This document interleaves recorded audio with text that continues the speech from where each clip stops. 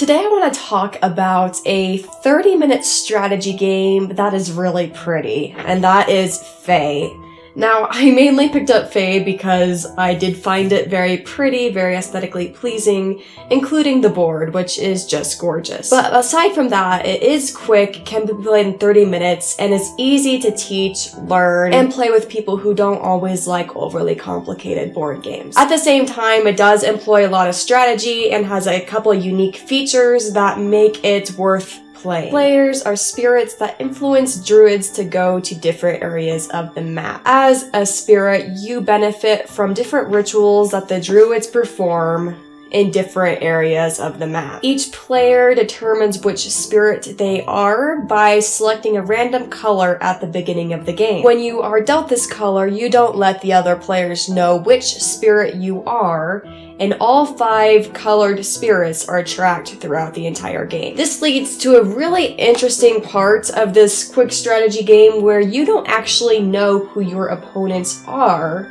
and they don't know who you are. So there's obviously ability to guess which color everyone is going for, but you don't actually know for sure. The first time I played this, I thought I had my friend's color down, and I didn't. On your turn, you do a very simple movement. Basically, you're just moving all the druids from one spot into another spot. They all have to move together if they're in a spot. But they can't be moved into a spot that's already empty. So throughout the game, you're going to be emptying many places on the board. The way a ritual begins is when a group of druids is surrounded by a bunch of empty spaces, at which point the colors that are present are able to score points and have the potential of getting to the point where they can win the game. Not only are you able to try to make your color earn points, you are also able to sabotage other players. And the way that you can do this is you can cause a disruption in the ritual. A disruption can occur in 2 ways. One is if you make a ritual occur on cursed land. Throughout the game, we have these cards where it shows at that stage in the game what land is blessed, which means the ritual will earn extra points beyond what it normally would,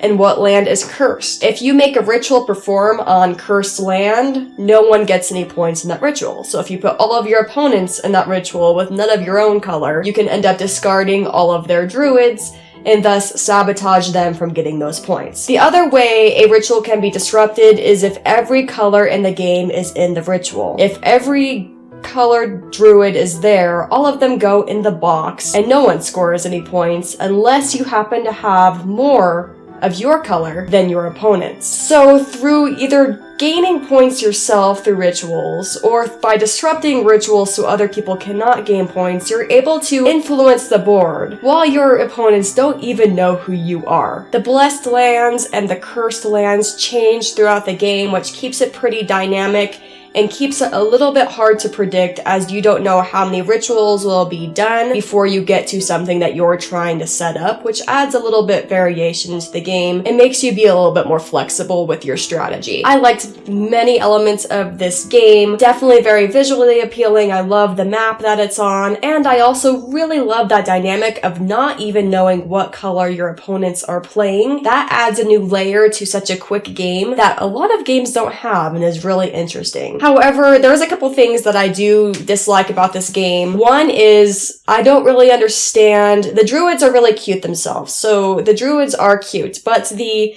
colors that are put into the druids don't really make sense. I feel like they all could have been a pastel color, but some of them are pastel, some of them are really bright, and then the green is like this really dark green. The colors of the druids themselves don't really go with the map perfectly. I think they could have done that a little bit better, but that's just a visual thing. And the second thing about this game is even though it has a really good theme, you have to actually think about it to get it. It's really easy to go through this entire game and play it without really remembering the theme if you just get into the movement elements of it. So I think it could be a little bit more thematic, and I also think the colors could be a little bit different, but other than that, it's a pretty solid game. Overall, I definitely think it's worth picking up, as it only retails as about $15 and only takes 20 to 30 minutes to play, and has a very short period of time to learn. You can pretty much learn the rules by reading through them in 10 to 15 minutes. If you're looking for a quick, Fae-styled strategy game, this is a great way to go. Let me know what you think of Fae if you've already played it. If someone likes this game, what other games would they also like?